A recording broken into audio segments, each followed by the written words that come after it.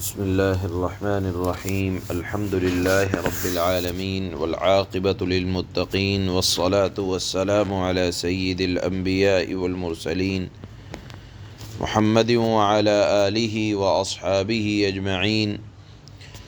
اما بعد فاعوذ باللہ من الشیطان الرجیم بسم اللہ الرحمن الرحیم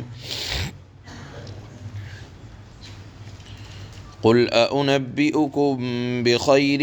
من ذلكم للذين اتقوا عند ربهم جنات تجري من تحتها الأنهار خالدين فيها وأزواج مطهرة ورضوان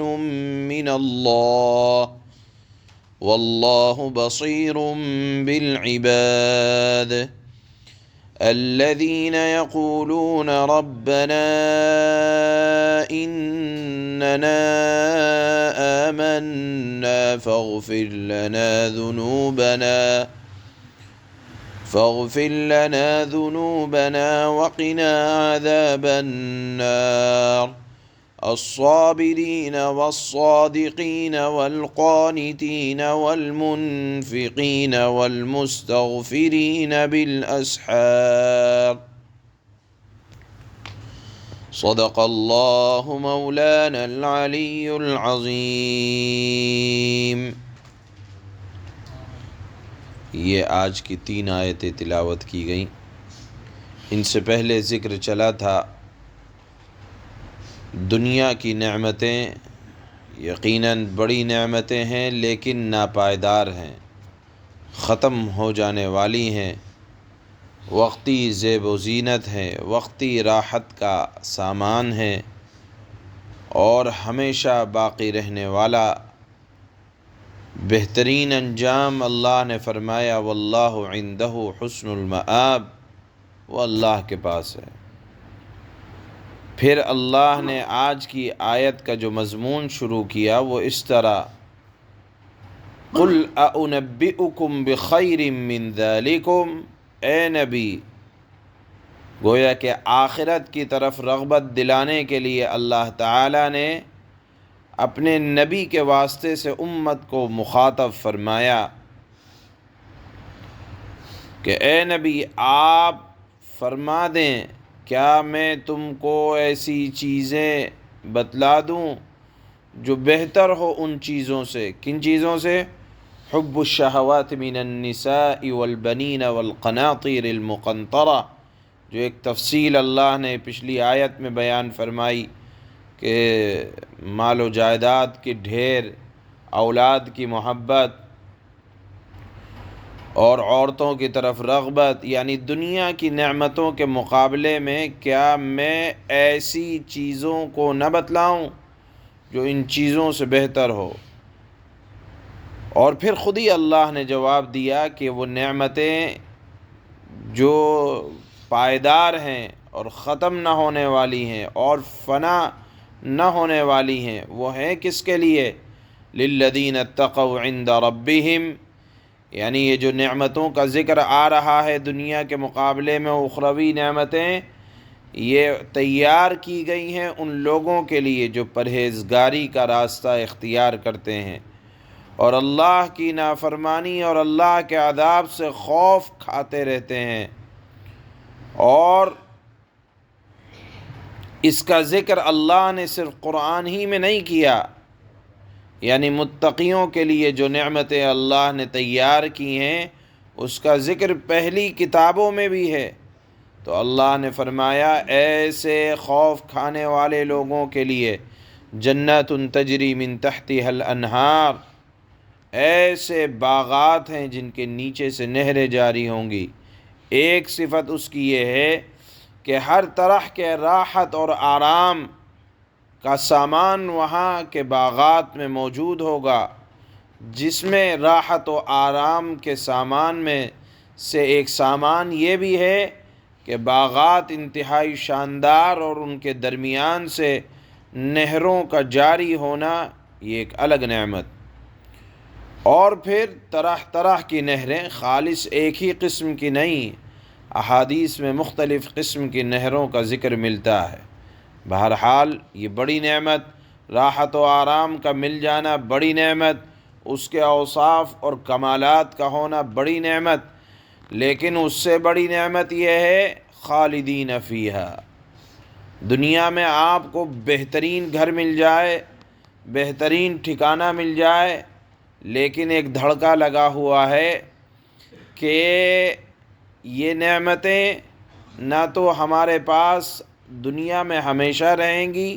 اور نہ دنیا میں ہم ہمیشہ رہنے والے ہیں، لیکن اس کے مقابلے میں اخروی نعمتوں کا جہاں ذکر آتا ہے وہاں اللہ بار بار اس بات کو دہراتے ہیں، خالدین فیہا ابدا،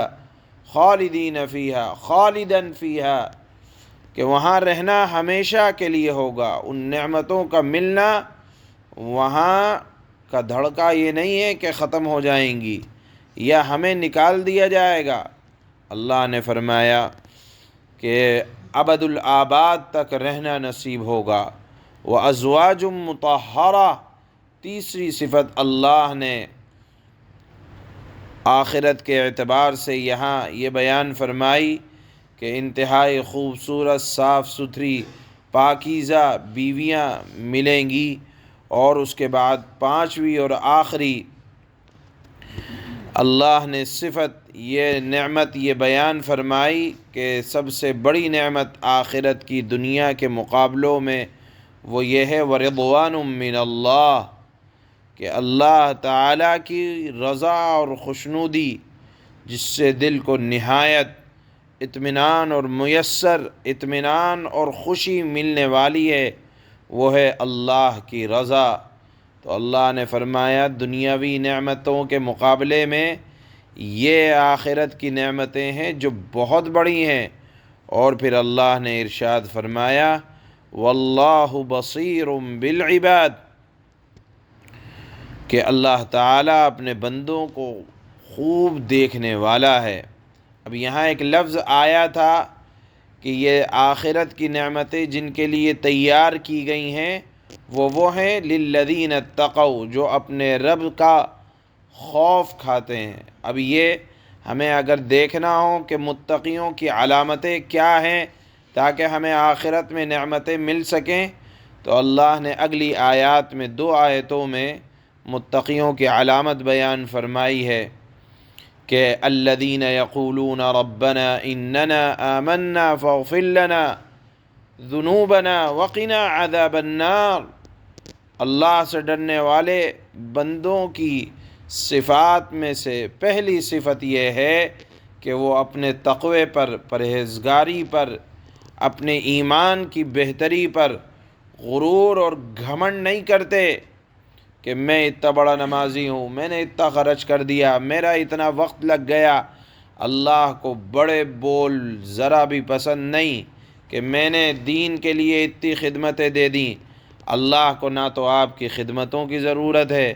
نہ آپ کے بڑے بولوں کی ضرورت ہے۔ اللہ نے فرمایا متقی وہ ہے جو عاجزی، انکساری کا نمونہ بنے رہتے ہیں، اور عاجزی اور انکساری کا نمونہ بننے کی علامت یہ ہے کہ وہ دعا کرتے رہتے ہیں۔ کس طرح دعا کرتے ہیں؟ ربنا اننا، اے اللہ ہم ایمان ضرور لائے ہیں، آپ ہماری کمیوں اور کوتاہیوں کو معاف فرما دیں، فاغفر لنا ذنوبنا، ہماری خطاؤں کو معاف فرما دیں، وقنا عذاب النار، یعنی ایمان بھی لائے، اعمال صالحہ بھی کر رہے ہیں، اور ساتھ میں متقیوں کی علامت یہ ہے کہ جسم پر لرزہ طاری رہتا ہے اور کپ کپی طاری رہتی ہے، اور دعا کرتے رہتے ہیں کہ وقنا عذاب النار، ہمیں دوزخ کے عذاب سے بچا لے۔ معلوم یہ ہوا کہ اللہ تعالیٰ کو عاجزی والے، انکساری والے، تواضع والے الفاظ پسند ہیں۔ غرور، تکبر، گھمنڈ یہ اللہ کو متقیوں کا بھی پسند نہیں ہے۔ اس لیے اپنی عبادتیں کرنے کے بعد اس کو گانا نہیں چاہیے کہ اللہ تعالیٰ ثواب کو ختم فرما دیتے ہیں۔ اس کے بعد دوسری صفت اللہ نے یہ ارشاد فرمائی متقیوں کی، الصابرین، کہ وہ راہ خدا میں اگر کبھی کوئی تکلیف اور شدید مصیبت آ جائے تو وہ اس کو برداشت کرنے والے ہوتے ہیں، یعنی تکلیف میں زبان پر اللہ کے خلاف کوئی جملہ نہیں آیا کرتا متقیوں کے۔ اور والصادقین، تیسری صفت اللہ نے یہ ارشاد فرمائی متقیوں کی کہ زبان اور دل کے نہایت سچے لوگ ہوتے ہیں، جھوٹ، منافقت، دو رخا پن متقیوں سے بہت دور رہتا ہے۔ اللہ آگے فرماتے ہیں چوتھی صفت والقانتین، یعنی یہ لوگ عبادت الہی میں خضوع کے ساتھ سرگرم رہتے ہیں، یعنی ایسا نہیں کہ آج تو بڑی پابندی کے ساتھ 5 وقت کی نماز پڑھ لی، کل کو غائب، نہیں، جب بھی نماز پڑھتے ہیں ایک تو کامل اور مکمل پابندی کے ساتھ، اور پھر اس میں ذرا کسی اعتبار سے گڑبڑ نہیں، اور پھر عبادت کا اعلیٰ نمونہ کہ اس کے اندر خشوع بھی ہے اور خضوع بھی ہے۔ خشوع کا مطلب کہ جسم کے اعتبار سے کامل عبادت، اور خضوع کا مطلب کہ دل اس عبادت کی طرف متوجہ بھی ہے۔ یہ دونوں صفتیں بظاہر ایک جیسی ہیں لیکن ایک جیسی نہیں ہیں۔ خشوع کا تعلق اعمال سے ہے اور خضوع کا تعلق دل کی کیفیت سے ہے۔ پھر اس کے بعد اللہ نے 5ویں صفت یہ بیان فرمائی متقیوں کی کہ والمنفقین، کہ اللہ کی دی ہوئی دولت کو صرف زکوٰۃ ہی میں نہیں خرچ کرتے، بلکہ زکوٰۃ اور صدقات کے علاوہ اور بھی بہت سی جگہیں ہیں خرچ کرنے کی، نیک کام ہیں، تو وہاں وہ بخل اور کنجوسی سے کام نہیں لیتے، بلکہ والمنفقین، متقی لوگ اپنے مالوں کو خرچ کرنے کے عادی ہوتے ہیں۔ اور 6ٹھی صفت اللہ نے یہ ارشاد فرمائی والمستغفرین بالاسحار، یعنی متقی لوگ وہ ہیں جو رات کے پچھلے حصے میں جب دنیا خواب غفلت میں مست ہوتی ہے، یہ لوگ اپنے بستروں کو چھوڑ کر صبح صبح میں استغفار کرتے ہیں۔ یہ صفت استغفار بالاسحار کی حضرات صحابہ اکرام رضوان اللہ تعالی علیہم اجمعین کی خاص صفت تھی، اور اللہ نے صحابہ کی جہاں تعریف فرمائی ہے وہاں یہ ذکر فرمایا ہے کہ وَهُمْ بِالْأَسْحَارِ هُمْ يَسْتَغْفِرُونَ، وہ صبح کے وقت، سحری کے وقت استغفار کرتے ہیں۔ بہرحال اللہ نے یہ 6 خاص کلمے اور علامتیں اللہ نے متقیوں کی بیان فرمائی، اور یہ اس لیے نہیں بیان فرمائی کہ صرف بیان کر دی جائے،